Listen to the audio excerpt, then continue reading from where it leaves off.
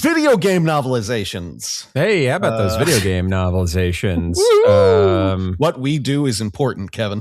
What we do is, I dare say, the most important thing. And you know who else is threatening to annex Greenland? Who's that? Hey there, everybody. Welcome back to Pixel. My name is Kevin. With me, as always, Phil on today's show. We're starting Dawn of War by CS Goto. Goto? I've always said Goto. I don't know why. Goto? That's where it is in my head. Yeah. And it's a book. It's a book. It's a book that was published. It was a book that was published. It's a Black Library book. Yep. It's, yeah. CS Goto might be the least liked Black Library author in the long and storied history of Black Library, which has been around for decades. His kind of this is by the way one of the only authors we've ever done on this show where I didn't have to look up shit. I was like, I know who we're dealing with here. I know who this man is. I know who this is. His era was kind of early to mid millennial. I think the last might have been mid 2010s, something like that, 2012 or 2015, something like that was the last time he had anything published for them. He wrote this is his first book for Black Library. He had written some short stories for them, and he continued to write some short stories. Wrote a couple of novels after that. I read two of his novels that are not Dawn of War related, and this was early on in my time as a Warhammer fan. I was just learning about it, and even then I was like, this is not good writing. This is bad writing. I'm not sure how this happened.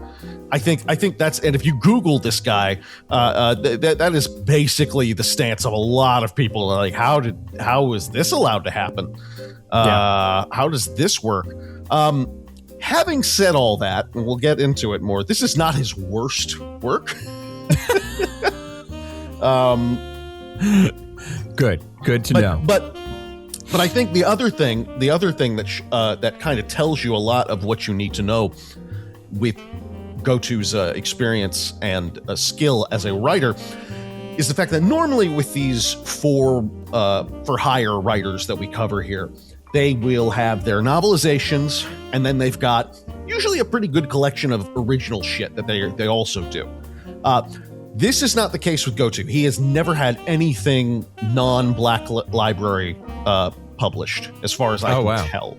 Yeah, no, everything he's ever written was through the Black Library. Anything published he's ever written. I have not found any evidence of his work outside of this particular genre. Maybe he's in hiding because people are pretty loud about how much they dislike his writing. It might be time to get back to the day job, that sort of thing. Maybe he did.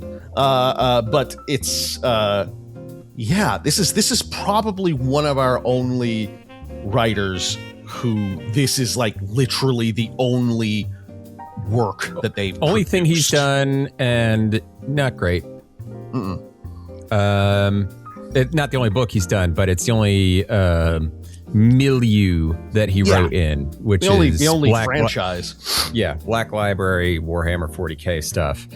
Before I talk about the game that it's based on, I just want to say that there's a wonderful website out there called patreon.com/pixelatpod where you can also give us money. You can join us for free, but you can give us money. And $1 gets you access to Phil's blog post where he reviews the most recent horror book that he's read. Or other, I mean, he'll read other books. There's other things, but it's like going to be mostly horror. Yeah, it's mostly going to be horror. You know what you're getting. You know what you're getting. It says so on the tin. Phil makes monsters. $5 gets you access to the bonus episode. $10 gets your name shouted out in the episode. To that end, I want to thank And You Are Hiding, Song 85, Jesus Loves You, Kyle Seaman, Ruthless Munder, Middle of Things, Sigma Sal, Sanguine, Flatulence, Beaks Dumbeth, thick and friendly friend. Thank you so much for being a friend. Patreon.com/pixelatpod. Do it today. So the game that it's based on is, I think there's a munchkin behind me. I think it's blurred, so somebody's behind you, and I hope it's the munchkin. There it is, VidCon. Woo! Hey, I like your shirt. Thank you. Yeah. I stole Daddy's shirt. Yeah, it's my shirt. She just stole it. Yeah, it's a good look. I remember the days of wearing adult T-shirts, and they went down past my knees and all that stuff. And now those same shirts fit me snugly, which is not always great. Yeah, I get it. The game that it's based on. Yeah, the book Dawn of War is based. The game's called Dawn of War. Warhammer 40,000 Dawn of War. It's a real-time strategy game. The first one came out in 2004. It was published by THQ. You remember THQ? The only thing I remember THQ for specifically was a game I played all the time. It was one of the wrestling games, one of the WCW wrestling games. But yeah, so there's real-time strategy game. The plot of the game is following pretty much what is happening in the book, from what I can understand. And there have been 4 Dawn of War video games. The 4th one is coming out this year. Yes. And I wonder if is it gonna follow the same group? Okay, the game they've always been centered around the Blood Ravens. Blood Ravens, yeah. This game is set on Cronus, the setting of Dark Crusade. At launch, the game features 4 factions: Space Marines, Adeptus Mechanicus, Necrons, and Orks. Interesting. That is interesting. Yeah, I'm looking forward to this. It's weird to put Space Marines and Adeptus Mechanicus as separate factions when they're really 2 different units in one faction. Well, in the war game, in the actual game, there's an army for Adeptus Mechanicus. There's an army for Space Marines. So they're on the same side, but they fight very differently. Yeah, Adeptus Mechanicus is crazy popular, actually, and what's funny is probably the army I'm the least interested in. Except for maybe the Eldar. I'm just not an Eldar guy. And then I've never given a shit about Eldar. And then I was reading something online today, and it was like, fat guys never liked the Eldar. And I was like, well, that was a read, and I don't appreciate it. Why do you think that is? Is because all the Eldar because they're thin and lithe, and they're all. It's like a bunch of twinks running around with their shuriken. They're a bunch of fucking elfie boys, and the light, lithe gliders of the Warhammer world. All these Legolases out here. Although the Eldar are a lot. The Eldar are, I have to give them credit, are less human in appearance than traditional elf. Yes, because they have a bit of a longer face. They're very elongated. It's when you're dealing with something like 40K, you're allowed to make them gross. So they're kind of gross in their own way. Yeah, except for the Eldar in Rogue Trader, who is everybody's. Well, no, you killed her. I killed her. Yeah. I killed her. I didn't. I found out after the fact. It's like, oh no, everyone loves her. I don't know. No. She's dead. I didn't. She's dead. My character's a sniper. I don't need another one. We're good. I don't need another sniper. I have a sniper. Oh, that one could go out the airlock. Yeah, that's out. Fuck the Eldar, man. I don't give a shit. We have a heretic sniper, heretic psyker aboard. Out airlock. Airlock. Out. Airlock. Straight to the airlock. Yeah, straight to the airlock. Straight to jail. Yeah. Oh, gosh. But the original Dawn of War was very much like, you remember, I was about to say last year, but I guess the year before last, when Space Marine 2 was released, and that became instantly the greatest 40K game. It brought in a shit ton of new people into the world who had never, known it before. Dawn of War was the original version of that.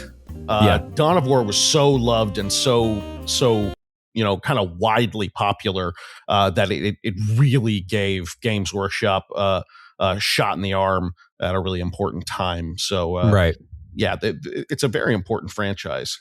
Yeah. Yeah. And I mean, there's so many more options now with 40K gaming, 40K video gaming. But yeah, Dawn of War is definitely, from, my recollection, I never played it, but I do know of it. And it's always been like, for a long time, it was kind of like the flag bearer of like, oh, it's the best 40K video game. Not that the bar was super high. No. And that was the thing. It started getting lower and lower because Games Workshop was just like, yeah, you want to make a 40? Yeah, fucking do it. Whatever. I don't care. And we got a lot of crap out of it. But then every now and then you'd get like Mechanicus or something like that, which is just this kind of diamond in the rough. Yeah. Now, totally. Space Marine is, they're totally making Space Marine the flagship video game franchise because of the video games. I believe it's the only one with canon story in it.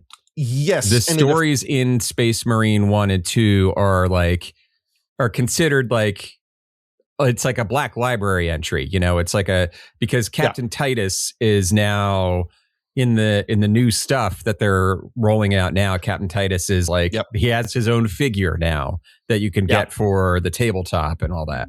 Exactly, which is, it's usually the other way around. And the new storyline, the big campaign storyline that they're releasing is centered around Titus and the Ultramarines. And was it the 500 Worlds of Ultramar or something like that? 500 Worlds is his whole goal, is to take back the 500 Worlds of Ultramar, which is just like this colossal goal, which is perfect for that kind of thing because it means that geeks all over the world can play and there's so many different places to it's pretty great. It's a huge campaign. It's a huge, really unwinnable campaign, but Roboot Gilliman doesn't care. He didn't care about your unwinnable status. No, he only cares about the codex. He wants his 500 worlds back. And I watched a video recently where I think it was Arbiter Ian talking about the 500 worlds of Ultramar. It's like, it's an interesting idea to have this as the next big campaign because like a bunch of the 500 worlds like don't even exist anymore. Right. Yeah, they're gone. It's like there's nothing to get back. Yeah, they're gone. It's so funny when I first got into 40K. I want to say it was 4th edition. And Ultramarines. Everyone always loved the Ultramarines. Don't get me wrong. Right. There's a lot of respect for them. They were always you use that term. They were always the flagship chapter.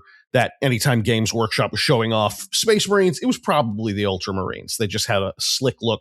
But we didn't know a lot of people actually played them. And in fact, we called them Smurfs.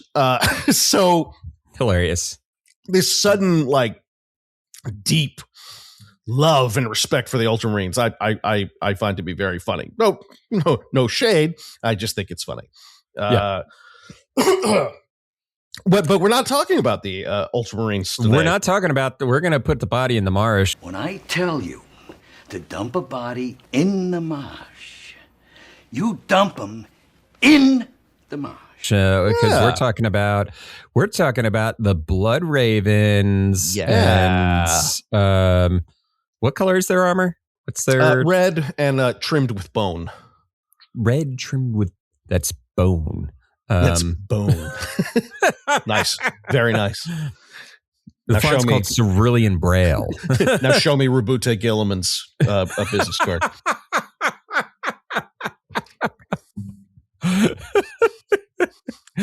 Oh, God.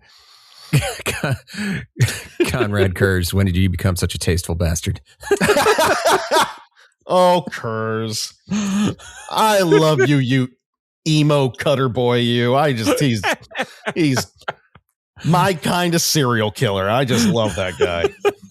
I love the Night Lord so much. It's so bad. It's so bad.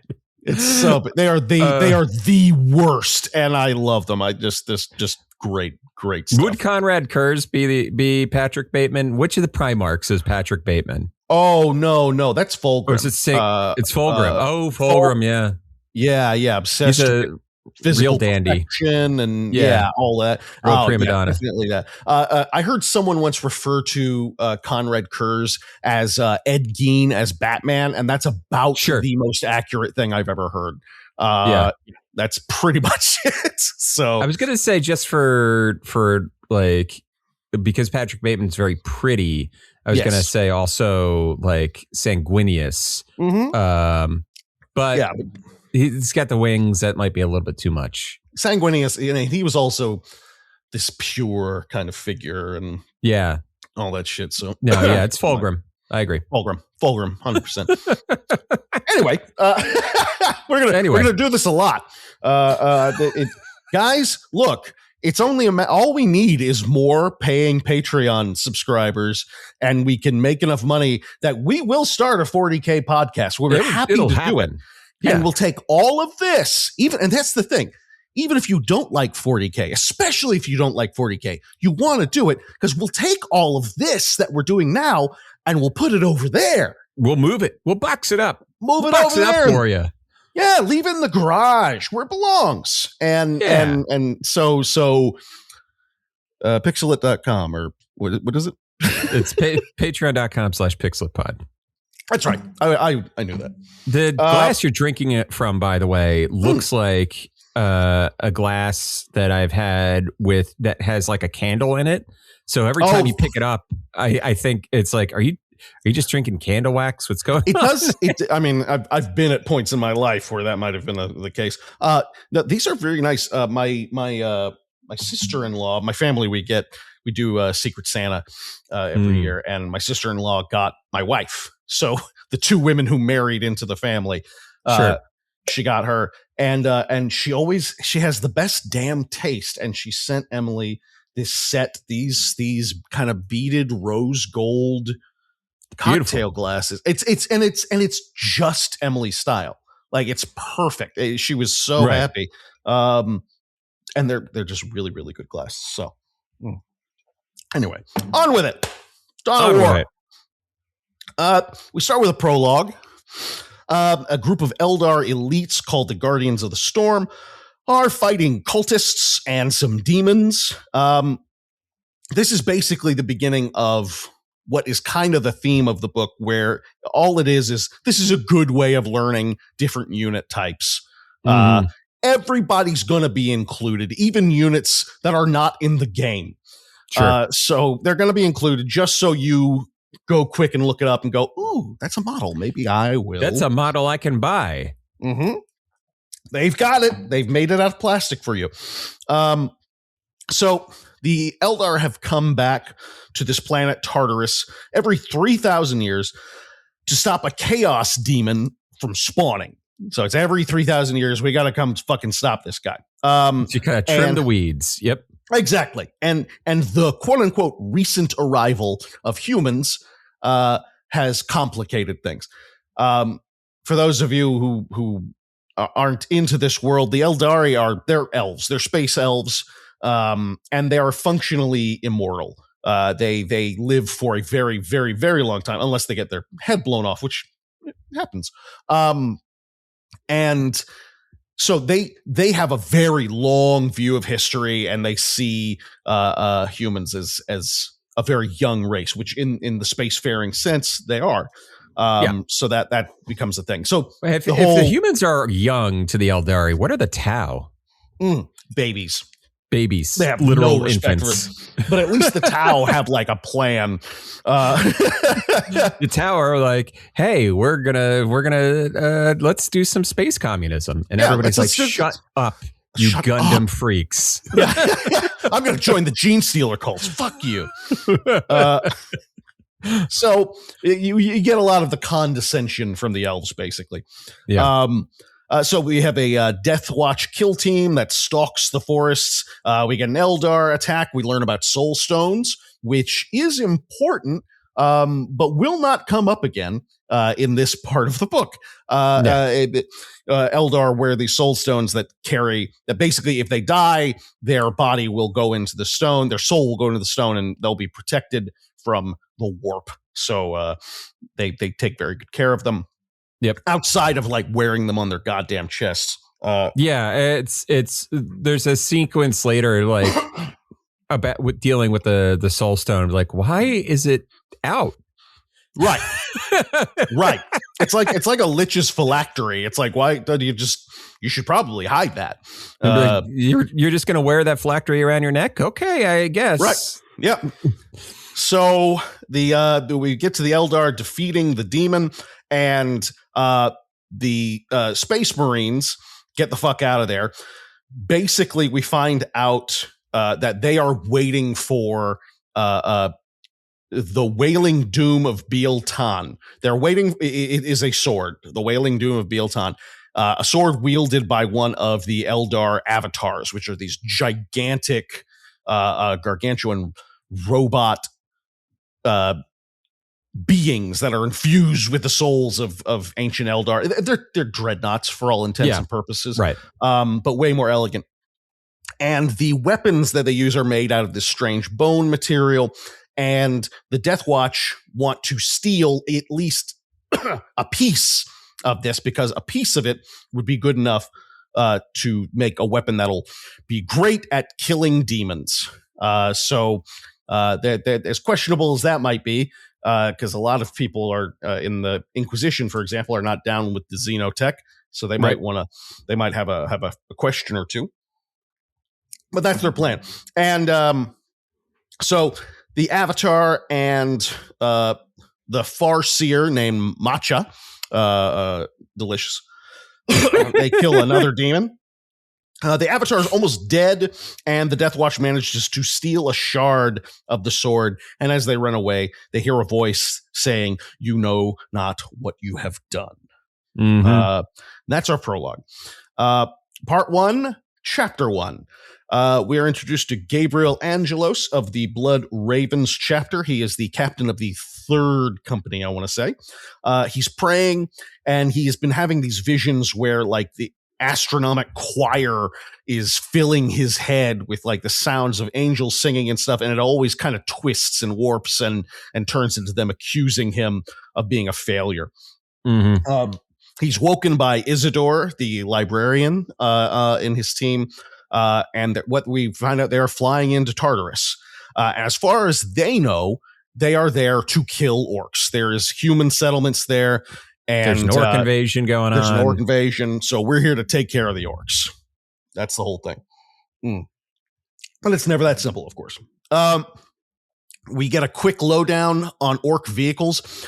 It never goes fully into the beauty of orc vehicles. No, I was a little disappointed where it was like, yeah, most orc vehicles are just repurposed, like Xenos and Imperial vehicles. Yeah. And I'm like, yeah, but which ones are red, man? Like, give me some whimsy with what you're talking about. Yeah. So, yeah, we never get into the fact that they're basically, like you were saying, they are cobbled together vehicles from everything, and it's their belief that it will work that makes them work. Right. That's for as grimdark. Go on.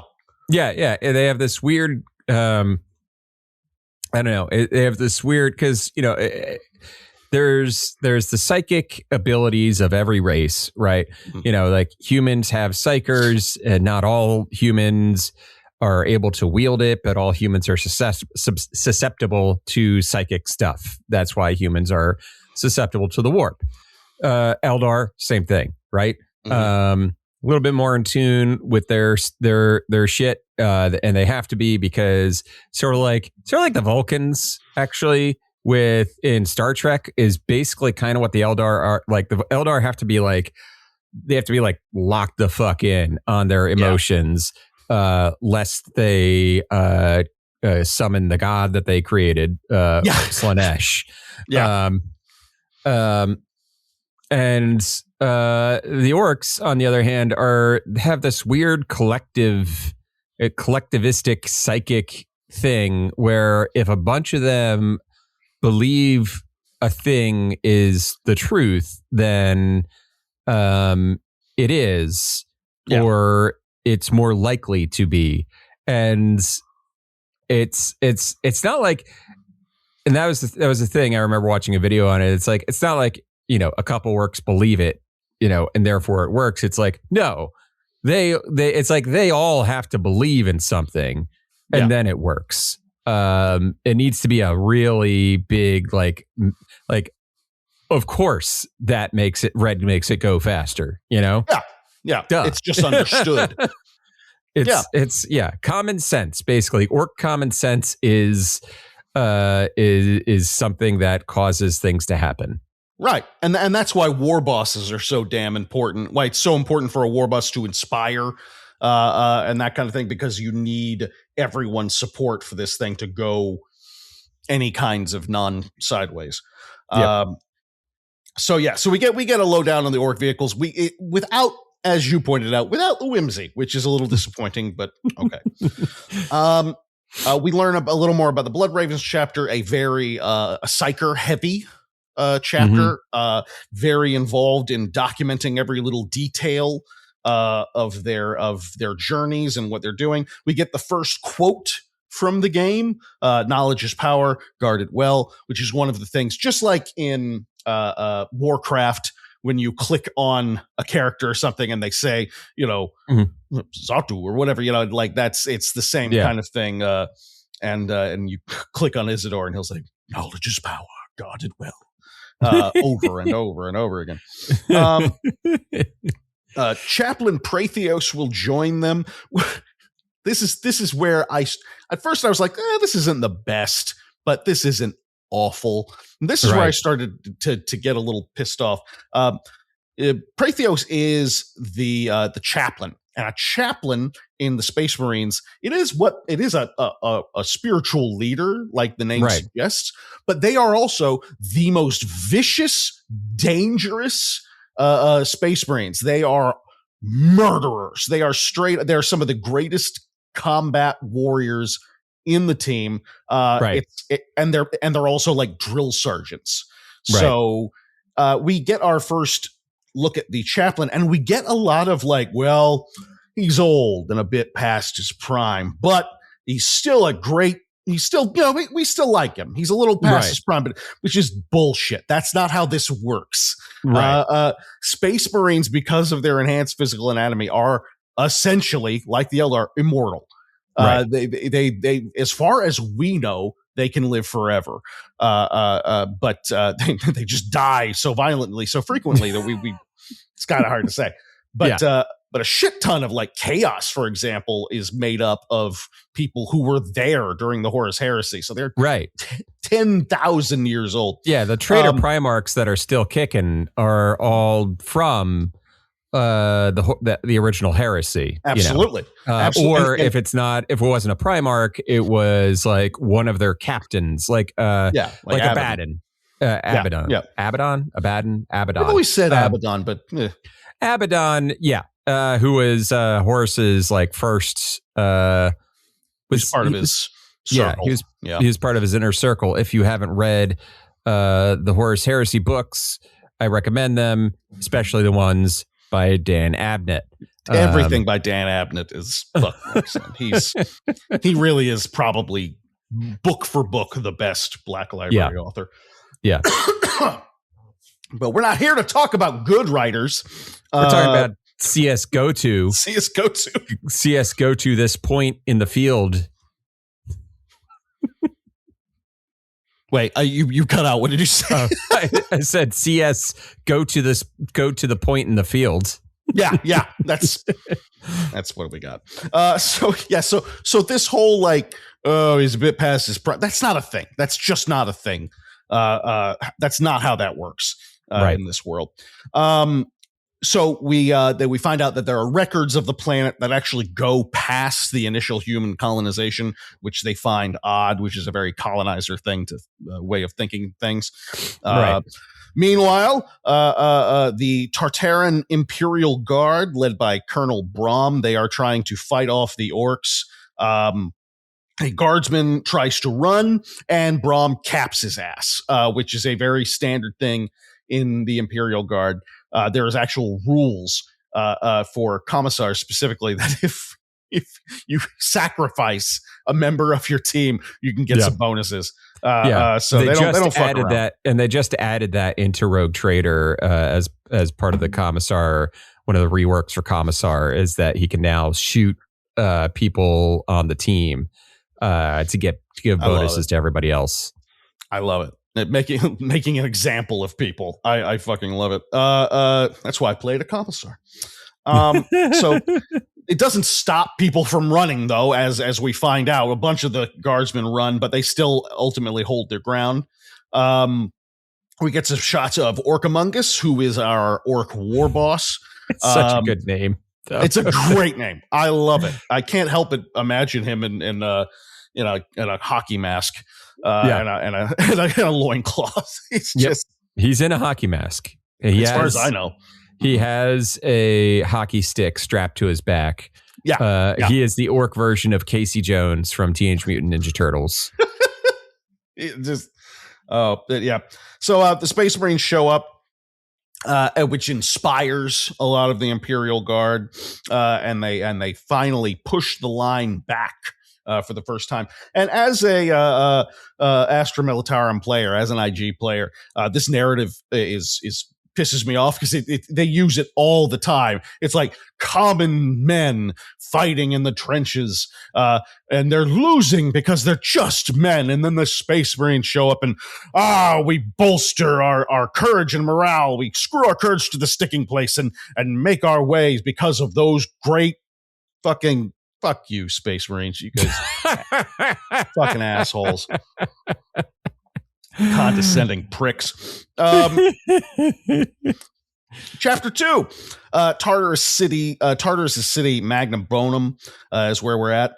That's a weird name, by the way. Magna Bonum. Magna Bonum is like Magna Boner, more like. Yeah, I'm not always an immature idiot, but every time Magna Bonum came up, I was like, guys, there had to have been a better name. So an overly excited grunt who has survived the whole thing before asks Brom about the Space Marines that are there because they do a good job because Space Marines are so ubiquitous when you're playing the game, whether it's the video game or the war game, that it's easy to forget that in world, most people have never seen a Space Marine. Space and Marines, will as far never. as and never will. Yes. And as far as they know, they're like rumors. They're these stories, and people actually literally will think of them as angels when they show up. Right. And they do a pretty good job of that. We get a brief reference to the Cyrene affair, which we'll find out about later. So we're finding out that this fight is a little different. The guardsmen are being affected by, quote, some sort of voices on the wind. And that's a little chaos shit for you. Yep. Brom asks Isidore, the librarian, about the planet of Cyrene. And the rumors, the story is that the Blood Ravens had to perform an exterminatus on that planet, which is a literal, it's an Alderaan. It is, you are literally destroying the planet. There's no hope. There's no saving this planet. Get off of it. And every man, woman, and child down there, they are sacrificed for the good of the Imperium. Sometimes, usually the planet's just left as a barren husk after the fact. So he doesn't confirm nor deny it, but says, but you might want to keep your goddamn mouth shut with that word when you're around Mr. Angelos over there. Yep. We get a group of scouts. They report that a group of orcs, they found a dead group of orcs. and they are killed by the Eldar. They don't say that, but we know that's what it is. They've been death by 1,000 cuts is basically how the Eldar shuriken guns work. They love their shuriken guns and their swords. So yes, and this is another thing that will annoy me. Any Space Marine would take one look and go, "Oh, fucking Eldar! They know who the Eldar are. They're very, very well versed in the Eldar. Even a scout." Yeah, they probably fought the Eldar just like a year ago or whatever. Exactly. They've dealt with this. They've got those scars from the last time someone blasted them in the face with a shuriken. It's silly. But again, I try to give it some leeway because I recognize that this is going to be, baby's first 40K book for a lot of people. I think that's how this was written. Right. So I try to be cool, but I can't because I'm a nerd. So the Blood Ravens are pretty dickish about the local guard. They're really unimpressed by them. They showed up when a lot of them were at their lowest point, and said, you know what, you guys just stay here and play defense while me and Daddy go hunting for the big bad orcs. Yep. So we get a shot again of Orcamungus's orcs. They need to gather in greater numbers before they can do another Zerg rush. So they're biding their time. The Blood Ravens start tracking the orcs. We get more signs of the Eldar. More, what is this? Yeah, this isn't one of the enemies I would know from a fucking mile away. No, but just constantly failing their investigation checks. Yes, like embarrassingly so. There's a lot of tension within the Marines. Isidore and Gabriel are snapping at each other. And we find out that the Exterminatus on Cyrene was especially hard for Gabriel because that was his home planet. So he gave the order to destroy his own planet. It would be like if Princess Leia pulled the trigger pulled the trigger on Alderaan, Right, exactly. Which, that's an interesting twist. It's an interesting twist. And also, if Leia had given up Yavin instead of Dantooine, would Vader have been like, no, she's telling the truth, don't pull the trigger? Yeah. I don't know. Or I don't know. I think they knew. I think Tarkin was gonna pull the trigger regardless. Tarkin was gonna like, happen. Yeah, he's like, Tarkin's like, I gotta murder like 1 billion people. I got the itch. Yeah. we got to make an example of you. Yeah.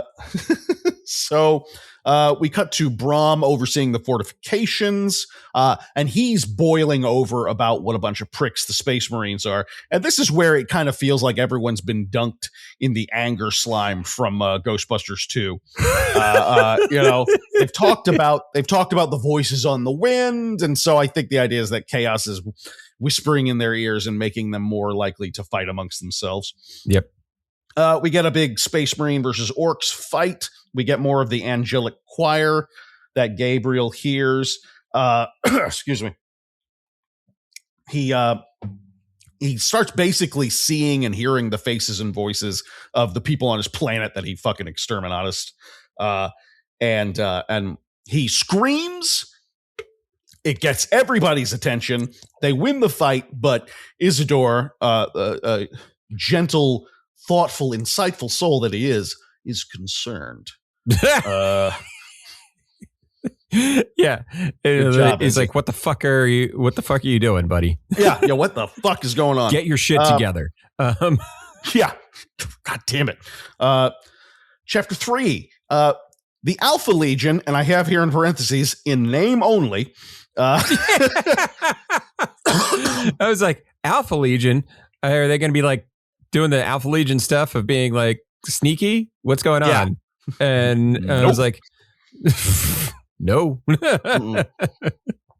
Alpha Legion are a really great chaos chapter because they are all about subterfuge and infiltration. They, of all of the chapters, make the most use of humans mortals to go in and infiltrate and spy and get themselves stuck in with different organizations, and they use that to drain morale. And there's also, if you read Legion, I won't spoil it, but the big reveal, it tells you a lot about the Alpha Legion's motivations and why they're completely different from most of the other Chaos Marines.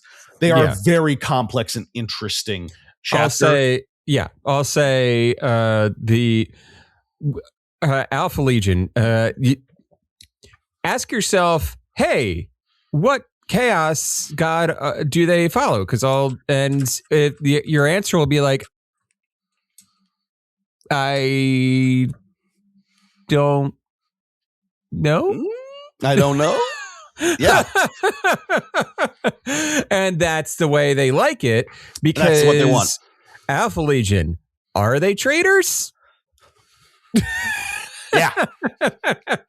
Alpha Legion is very at best, Alpha Legion is very clandestine and cool and complicated. At worst, they're a goddamn mess. But they're a lot of fun. Yeah. And their Primarch might still be alive. Well, how is that? Right. Because there were twin brothers. There was 21 Primarchs. We always just say there's 20, but there was 21. 21. It was twins. Apparently we count Alfarius and Omegon as one person for some reason. Yeah. But I think Omegon got killed, but Alfarius, I thought it was sure about. Yeah. Yeah. Who knows? But that's the thing. Who knows? That's the whole thing. We don't know, because it's the Alpha Legion. We don't know. Ooh. Now, this is not going to come into play at all. This doesn't matter. We just have generic chaos. That's what this is. But they chose Alpha Legion. I don't know why. It's in the game too, for the record. So it's not completely Goto's fault. But it's weird. We meet Lord Bale. It's just the worst Chaos Legion to pick for this story. Right. It could have been World Eaters or Black Legion. It could have been any number of other. It would have been more appropriate for a lot of other chapters. But anyway, moving on. They basically sacrifice one of their own to the Dark Gods. We cut back to the Blood Ravens. They return from an orc fight and give the Imperial Guard an orc head as a souvenir, which I thought was thoughtful. I thought they just like hang that up over your bed, I guess. Gabriel prays. He has another vision. It's it's suggested that the dead are accusing him of being a piece of shit, which is fair. Mm-hmm. We get more of the details on the Exterminatus. Here's the thing. Exterminatus, as grimdark as the 40K world is, it is not done lightly. They don't just blow up a goddamn planet because they're like, it's not worth. It's a very big deal. They recognize the gravity behind it. And they basically say in a matter of like 3 days, they were like, yeah, we're going to have to exterminate this planet. Right. I just got done with the Siege of Vrax, which is a pretty good book. About a 14-year campaign on a single planet where they literally lost millions of soldiers, and they knew they were going to lose them, and they knew it was going to take them. I think they predicted 12, and it ended up being like 15 or 16 years. And they never did Exterminatus in the end. Right. They thought about it. So this feels like we could have avoided it. Like 3 days. It feels like a hasty, time to make a decision on an Exterminatus. Yeah, a little bit of a jump, short window. Yeah, that seems. I feel like, especially if it was your home planet, we could. I don't know. We could have given it a little more time. I don't think anyone. It's just like it's a shame we'll have to blow up the planet. Well, actually, Gabe, we don't have to. It's just such a shame, sir. We don't actually have to do. Well, I'm going to miss everyone so much. I am already pressing made up your mind, the button now. Yeah. You're not breaking up with me, Debbie. I'm breaking up with you. Gabe the incel. That's one way to read it. That's, I mean, I would say a lot of Space Marines have the incel, depending on their Primarch bred right into them. There's part of it. Yeah, that's part of it. There's also a very by God, the army is my wife attitude in there. So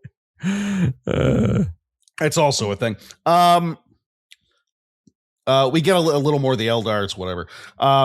The Orcs start bombarding Magna Bonum. Bonum.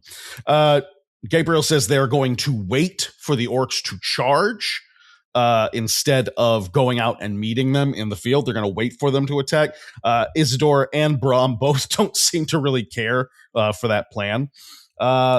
They blow up the spaceport in the city to kill a bunch of the Orcs that are in there. They sacrifice this spaceport, which it's a space that I think we need that, guys. I think we need the spaceport.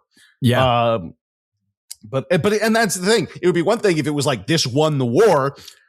They make a point of being like, this is a drop in the bucket. This is nothing. Right. We see a rank and file soldier get brainwashed by these whispering voices. And he ends up killing his own heavy bolter crew. More fighting. The gates of Magna Bonum fall. Gabriel gets ambushed and somehow pinned under the motorcycle that he was driving. Sure. Yeah. Here's Not the sure thing. how that happened. Here's the thing. If a human being had their motorcycle on their leg, they'd be able to scramble out from under it. Space Marine should just be like, Yes. And yes, the motorbikes are way bigger to accommodate. Yes, sure. But it's a Space Marine. So that's stupid. It's like, oh no, my motorbike is pinning me down. How? Explain how. That doesn't make any sense. If a bike is holding you down, you have no business killing orcs. No. So we get some street fighting against the ticking clock of an orbital bombardment.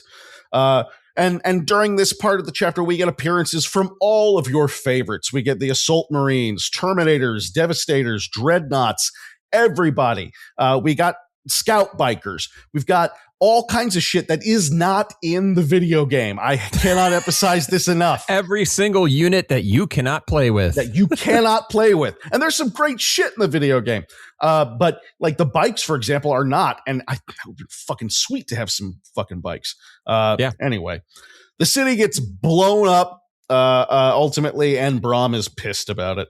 I really like if there's one thing I enjoy about the book is Brom going from like, oh great, the Space Marines are here, to like by chapter 4 he's like, these fucking Space Marines suck.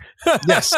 I agree. I will give full credit to the idea, and it's not just because I'm an IG guy. Excuse me. I will give full credit to the notion that's like, we're not all in love with you guys. And I think that's a nice detail for this. I think that's really cool. Yeah. We get to chapter 4. We get another glimpse of the orcs. Every time we get a glimpse of the orcs, I fucking shudder. It's just, there's been some really kick-ass shit written by the orcs. They've had some really cool stuff, and they're just kind of a generic dumb boy barbarian army in the same way that Alpha Legion is just generic chaos. Right. It's a shame. Anyway, the orcs have struck an alliance with chaos. And to be fair, this actually does seem like something that Alpha Legion would try to pull off. Right. If there's any space chaos marine army that would be like, let's give an alliance with the orcs a try. Let's give what if we gave the orcs guns? Mm-hmm. That's some Alpha Legion shit. To be fair, that one. That's spot on.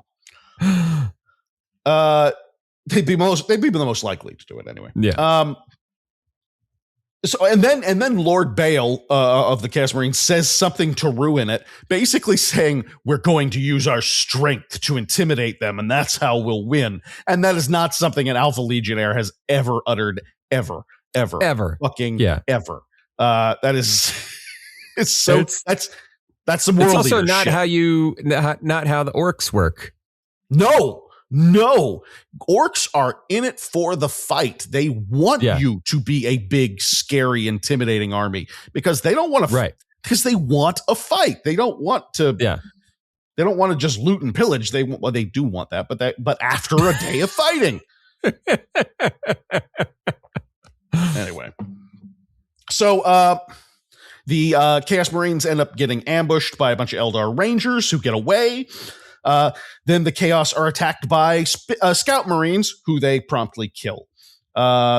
We get an important fight in the valley between the Marines and the Orcs. This valley it's important because it's the only place where they can transport vehicles and their water supply comes through there. So this is a very important logistical area. They cannot find the war boss, which is what they're aiming for, but they do find the dead scouts. And one of them, apparently one of them died like babbling incoherently, which for once they get it right. And they're like, oh, that's chaos. That's fucking chaos. That has nothing to do with the orcs. And it's like, it looked like he was, they say something weird. He was like, it looked like he was burned from the inside out. And I was like, yeah, that's a chaos thing right there. Yeah. And unlike looking at the shuriken, blows and being like, what's that? I will give them credit. They're like, oh, this is chaos. That's easy. Yeah. So Isidore, the librarian, searches for some sense of the warp or chaos, and he kind of finds it, but he doesn't say anything. He's got some misgivings about all this shit. They find active evidence of the Alpha Legion, and they know for sure that this is about more than just the orcs. And that's the end of part 1, and that is what we're covering today. So, Kevin, what do you think so far of Dawn of War? Nothing about it has really hooked or interested me so far, especially because my favorite Warhammer books and stories that I've read are about like the war. The fighting is not necessarily the meat of it. Right. The fighting is kind of the thing that transports us or generates tension or is used to move the story in a new and exciting way. But otherwise, the meat of the stories is kind of like it's a lot of interpersonal drama that kind of runs the like a jealousy and like the Horus Heresy stuff is all jealousy. It's all based on the jealousy of it's a lot of daddy issues. Or fear of one's past or guilt or remorse or all those things, because that's the thing is there's just so much bad shit happening, and the war is the ongoing grimdark forever war that they're in is part of it, but so is the reaction to all these things. And I think sure where the captain is like he's feeling terrible about the Cyrene stuff, but I don't know if we're really, it doesn't feel like, he regrets it or whatever. I get it. We're in chapter 2 of 12 chapters. Following you. We got it. I don't know if I'm necessarily there. I'm not in it. I'm not hooked into whatever the story is supposed to be. It just feels like, okay, this is a level in the game. Mm-hmm. This is a level in the game, like the spaceport, the city, outside the city. You know what I mean? Right. Yeah, absolutely. Yeah, I agree. I've had a lot of moments. I will say that even a shit Black Library novel is better than a lot of mediocre shit that I've read. But that's mostly, and that's where the problem comes from, because it's mostly because I just like this world a lot. I know that's comes as a huge surprise. What? I know. We never talked about it before, especially not on the show. But that got me to thinking, like, how much of this criticism that I'm laying down is simply because I am a Black Library fan and I've been reading these things for decades, and this just doesn't cut the mustard. How many beginners will really enjoy this? And that's the thing. Ultimately, I think at best, this is actually a fairly competent baby's first Space Marine novel. Sure. At its best moments. At its worst, it's fan fiction. Yeah. There is like, and apparently I did a little research on other stuff that he's written, but apparently Goto's known for this. Like, he's very fan fictiony with his shit. He does a lot of like, wouldn't it be fucking cool if this was happening and then this happened? It's like a kid playing with his action figures. Yeah. It's he's just jamming his minis together. That's exactly it. And so we get some stuff where I'm like, you know what? Okay, it's not the most complex kind of thing. And you're right. Like, the reason for it, there's no difference outside of like the grimdark attitude of it. There's very little difference anyway between 40K and a telenovela. Like, that's what this is. It's all drama all the time. It's just, what flavor of drama do you prefer? Right. And it's character driven and all that shit. So it's got the requisite stuff in here, but it also has these details that make you go, why? Why is this here? Right. What? It's bullshit. So yeah, having said that, that's the first third of the book. And by the way, you beautiful Marshies, this is the first of 3 Dawn of War novels, all written by CS Goto. And me and Kevin both bought the omnibus edition. We got all of them. So we have all of them, and we're not letting that go to waste. So get ready for more of this over the years. This ain't anything. And I'm not passing up any opportunities to read 40K on the show. I'm just of course. Yeah. So now that that's all figured out and settled, Kevin, I have one final question for you. What are you playing? Oh, okay.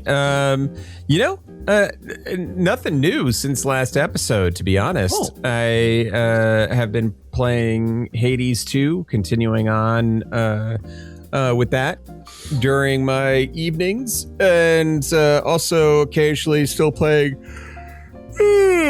Tainted Grail of Fall of Avalon. I'm in the second act of it now. And I'm like, okay, I think I'm enjoying it more than last time. I realized what happened last time. The reason I ended up bouncing off of it, I was kind of like, I'm bored. It's because there was there's something crashing or whatever at the end of Act 1. And instead of like trying to figure out a workaround to get it to work, I was like, whatever. It just hadn't inspired you enough to even go that far. It hadn't inspired me to keep going. So, now I go into it and I put in a little bit of time. And 2026 is going to shape up to be the year I try to thin out this backlog of mine anyway. I know, me too. I gotta thin it out. I gotta get rid of some of these things that have just been sitting there. Steam sales that have been drowning me over the years with, I'd be like, I could buy 15 games for $1. Why not? Why not? I'm with you. We'll talk about a game, and I'd be like, I've never heard of this game, and then I look at my Steam library and be like, oh, I have all of them. That has happened to me so frequent. It's embarrassing. It's so embarrassing. Yeah. It's wild. So anyway, that's pretty much that's all I've been playing. I have nothing really new to report home on that, but I will be talking about some older games this year as I go through my library. Phil? That's a good idea. Yeah. What are you playing? Actually, it's kind of the opposite. That's a real strong bad. What are you playing? Check my what are you playing? Things about to get crazy go nuts. Crazy go nuts. Crazy go nuts. I've been putting some stuff underneath me. The kid got sick again, so during the days where he was literally doing almost nothing but sleeping. For those of you who don't have kids, it is alarming sometimes when they get sick at this age. This kid woke up long enough for me to give him some water and change his diaper in the morning, slept until deep into the afternoon, where he woke up long enough for me to give him some water and a chicken nugget, which he ate and then promptly fell back asleep. And after I gave him some meds, and they're not drowsy meds, it's just to help, with fever and stuff like that. And then woke up like right before what would normally be his bedtime, and I was like, oh boy, he's gonna be up all night now. Nope. Another mouthful of water, another goddamn shot of amoxicillin, another chicken nugget. Boom. This kid was awake for maybe a total of an hour for the whole day, but I can't just leave him here, so I'm at home putting a bunch of demos underneath me. So I finished Knights of the Old Republic. Still love it. Still wonderful. Still lovely. Really enjoy that game. And I also finished the Winter Assault expansion for Dawn of War in preparation for this. I tell myself that, but I fucking love that. Played a few demos. Nothing that really jumped out at me. Played a creature capture game called Deck Tamer. It's a deck builder creature capture game. The only thing, it's just the same. It's the same. It's like Slay the Spire with monsters and stuff. And got it. I think the one thing that I can say for it is that some of the monsters have a very weird, creepy vibe to them. Sure. Not all of them, but a lot of them. And I think that's pretty cool. And that's definitely, you look at their page, and that's definitely a direction they're trying to go in. But the gameplay wasn't enough to make me want to finish even the demo. I played the demo for a clicker called Cult of the Yellow King. It is the King in Yellow clicker, which actually has some really good writing. There's some really cool writing in it, which is appropriate if you know the King in Yellow. Right. But the visuals are very cool, but they don't really change much. There's not much to them, so it's kind of hard to keep you there. Right. It could do with some updates as far as I can tell, but interesting idea. And then I played the prologue for a game called Dark Memories. This is super indie shit. It's supposed to be an episodic kind of adventure thing. They've suggested that there is it's based on like old slasher movies and stuff. I will say the atmosphere is fucking excellent. The designers did a great job with it. This is a very scrappy kind of team. It does a very good job of capturing that it's late at night and I've been driving for way too long and now it's snowing and I'm freaked out kind of vibe. Sure. The prologue takes about 15 minutes and nothing much happens in it. But I will say it did a good enough job introducing me to the atmosphere that I would be genuinely interested in seeing what else, where they go with this. There isn't much to it, but honestly, there's some promise. I think that's pretty cool. They haven't released anything since, but they only just came out with this in December, so it's a sure. Road to Empress 1. Is it Road to Empress 1? They added the 1 later after it was. Okay. So it's just Road to Empress for a while, and then they added the 1 after it became a hit. As they're like, okay, we're gonna make another one. I thought I was losing my mind. I was like, when the fuck did that happen? This was a Christmas present from Kevin that I began playing. What a delight! Holy shit! They put some money into this. Like, there's like the production values are crazy. It is like the highest production value FMV game I've ever played. It's nuts. The actors are actually very good. They all know what they're in. They're all campy enough, and it's very telenovela. It's like, this is a soap opera. It's fine. That's all it is. It's great, and I get the impression that if I knew more about Chinese history, I would be doing better, because this is based on the only female Chinese emperor that the country has ever seen. Right. And that's pretty cool. I was like, I'm gonna play this very slowly. This is very silly. I'm really enjoying it, and I'm like just one chapter at a time. Really, it's die about a dozen times in a half-hour session. It is the most guards seize her coded game of all time. You are getting seized so often. The one thing I will say against it is that the problem with that is you get the distinct impression, I don't know this for sure, but it's like, I think there's only one way to actually win this game. Like, ultimately, there is a single narrative path you can take, and it's based on history. So I get that on a certain level, but surely not all of these little details have been kept over time in the history books. Right. But despite all that, it's a lot of fun, and it really does make me nostalgic for the old FMV games. There is that. There's a similar quality to it that I'm really appreciating it. I love all of the beautiful Chinese girls, and just some of the most and boys, some of the most attractive FMV actors I have ever seen.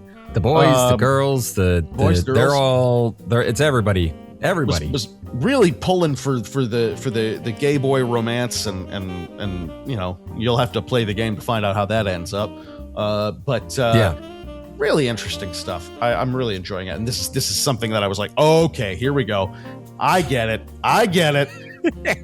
Let's really savor this motherfucker. So that's what I'm doing. I understand what's going on here. I see what you're doing. This is soap. This is telenovela. This is bingo. and what's funniest about that? I don't like visual novels. I don't care for that type of game. And not that this is a visual novel, but when it comes to a game, I don't usually like it when there's too much time for me just to sit back and watch. Sure. I found myself going, oh shit, I need a cup of coffee. And I go up and get a fresh cup of coffee and hit it and just go. Just sit back and play me my stories. Just play my stories. Play me my stories. It's funny because I realize I was like, oh, I would watch this shit if I knew where to watch it. This is something that I would watch. Yeah. I would watch this. Period, fucking, I don't know what period is, but it's like ancient Chinese historic soap opera. Yes, I'd watch the fuck out of that. 100%. Make that happen. Finally, I did play one free game. This is a very interesting. I think you should try this, Kevin. I think you'll get a kick out of this. This is called Date Boy. One word. This is a free game. It takes about 10 minutes to play, but there are a bunch of different ways you can end it and stuff. It is you as a nerdy guy on a date with a girl, and you're trying to you're trying to navigate the date while also winning the video game that you're playing on a Game Boy. So you are with I think it's been a minute since I played it, but the arrow keys I think you're using as it's a basic platformer. Sure. And then with the mouse, you are like choosing dialogue options and stuff like that. And you're I mean, honestly, I was trying to make her think that I was not playing the game. But there are plenty of opportunities just to be completely apathetic and shitty. And I didn't take all the opportunities for that. Sure. But again, it's totally free, and it takes, what do I have? Playtime, 7 minutes. It took me 7 minutes to play this game. It's very fun. It's a great kind of demonstration of what you can do with this sort of thing. I think the designers haven't made anything else. It looks like they're brothers, Anton Pazzi and Henry Pazzi. Yeah, this is it. This is their first thing. It's really clever. It's a great idea. I like it. I really enjoyed my time with it. And, that's awesome. And it's free as shit. So you might as well pick it up, guys. It's a lot of fun. So yeah, so that's me. I had a lot of them this week. Hell yeah. All right. Well, thanks for listening to everybody. If you can, like us, follow us, and in real life, I mean, come and follow us. Oh no. That's always foreboding, by the way, when your co-host starts reading what is clearly an error message and then fucking disappears. That's beautiful. Hey, there he is. Hey. I was just telling everyone how it's like so foreboding when you're clearly reading an error message and then like, you just disappear. Free up space to click, and then it just like Chrome just crashed, and I'm like, okay. It's like hearing somebody like, "Hey, there's a guy with a hatchet coming towards me, really fast." Is that a gun? Yeah, exactly. Chrome pulled a gun on me. So I'll wrap this up quick, just in case it's like not gonna. Anyway, send it to pixelitpod at gmail.com. Let us know if there's any live events that you would like us to go to, and we will discuss trying to do a thing. Because this is the year. 5 years. It's time to do it. So we love all of you. We love you, Marshies. Yes, we do. Bye bye, Marshies. I'm gonna miss you so. So yeah, that was good. That was good.